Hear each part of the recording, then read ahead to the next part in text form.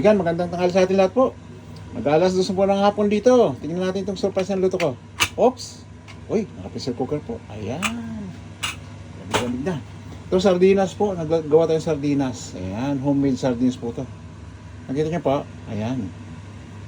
Ayan o. Ang hinalo ko po rito, may olive oil po, may luya, konting luya, may sili, mayroong... Hindi ako nagalo ng carrots po kasi nagtutubig. Yung siling panigang po, tsaka onions, garlic, ganyan po, yan. Tsaka paminta. Salt and pepper, tsaka tomato paste po. Yun lang naman po, tsaka konting sugar. Pwede nyo timplahan yung isda nyo po ng ano, ng konting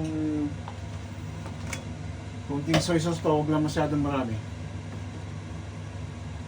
Para ano siya, para may lasa siya, di ba? Tsaka maraming garlic powder po. Yun lang naman ang timpla niyan. Ngayon, testing po natin kung pasado. Pasado to, kaibigan. Pasado ito. Ayan. Kaluluto lang po kasi. Pero tikman na po natin. Gusto ko nang makain eh. Yan po. Yan.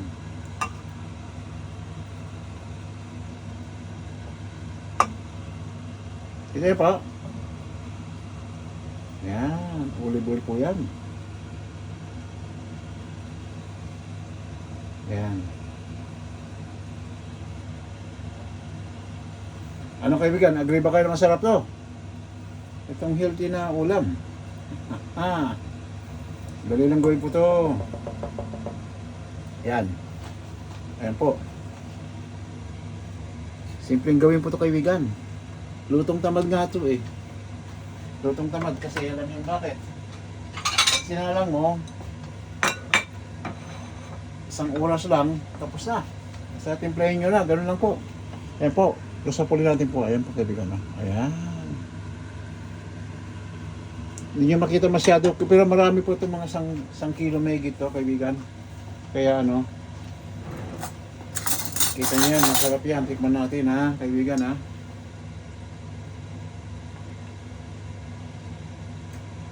Sarap. Nasalasa mo yung tomato sauce niya. Tsaka may angang konti. Sarap ha. Kain po tayo. Kaibigan ha. May konting anghang din. Lagyan ko pala ng chili flakes to kaibigan eh no.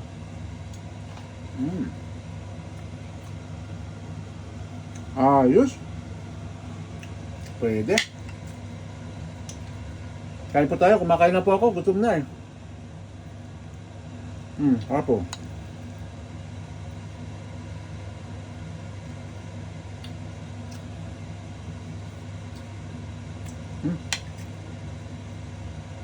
Ano po?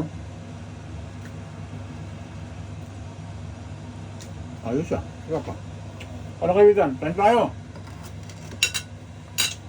Maraming salamat sa ating lahat po.